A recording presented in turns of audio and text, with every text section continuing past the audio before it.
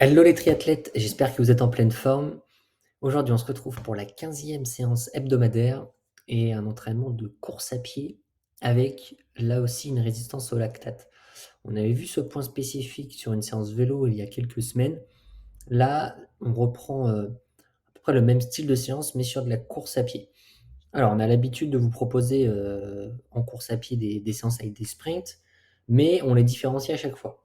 Il va y avoir, comme il y a eu il y a quelques semaines, les séances de sprint de footing avec quelques sprints à intégrer au milieu de la séance pour éviter de se dialyser, comme on dit, donc pour garder un petit peu cette accélération, même sur des footings très très cool. Là, c'est différent. On est vraiment sur une séance où le cœur de la séance, ce sont ces sprints. Donc, l'objectif, c'est vraiment d'effectuer des sprints d'une durée environ de 15 secondes qui vont vous permettre, le jour d'un triathlon, d'avoir ces relances nécessaires suite à des changements de rythme, des changements de direction, une relance après un virage, tout simplement aussi une sortie de la zone de transition ou voire même le sprint final s'il est disputé. 15 secondes, on est sur un sprint relativement long.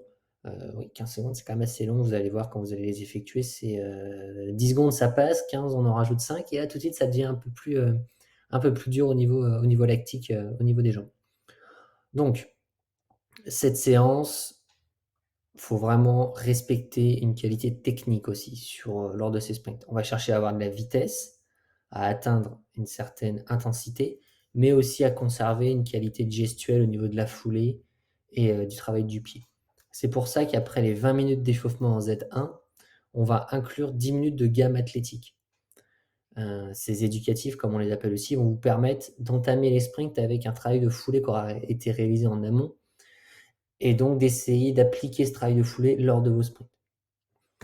Pour terminer l'échauffement, on réalise déjà là aussi 4 sprints de 15 secondes avec un temps de récup assez court, vraiment pour faire monter très rapidement le cardio.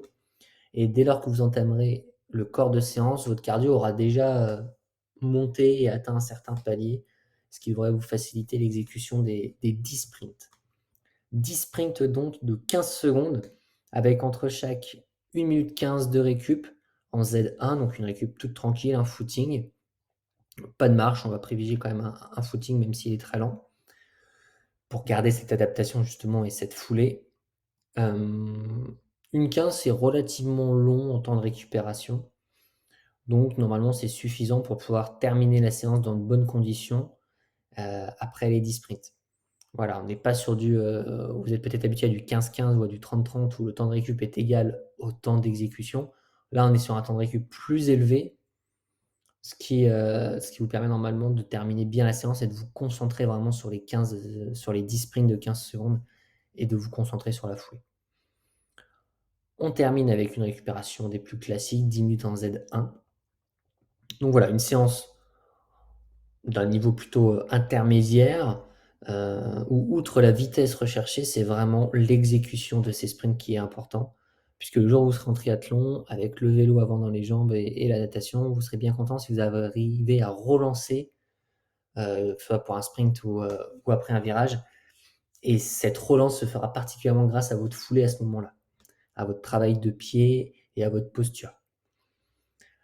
Donc voilà, j'espère que cette séance vous plaira. N'hésitez pas à nous dire en commentaire si vous avez eu des problèmes d'exécution ou des questions sur le déroulé, de la séance, et on fera un plaisir d'y répondre. Voilà, je vous souhaite un super entraînement et je vous dis à la semaine prochaine. Merci beaucoup.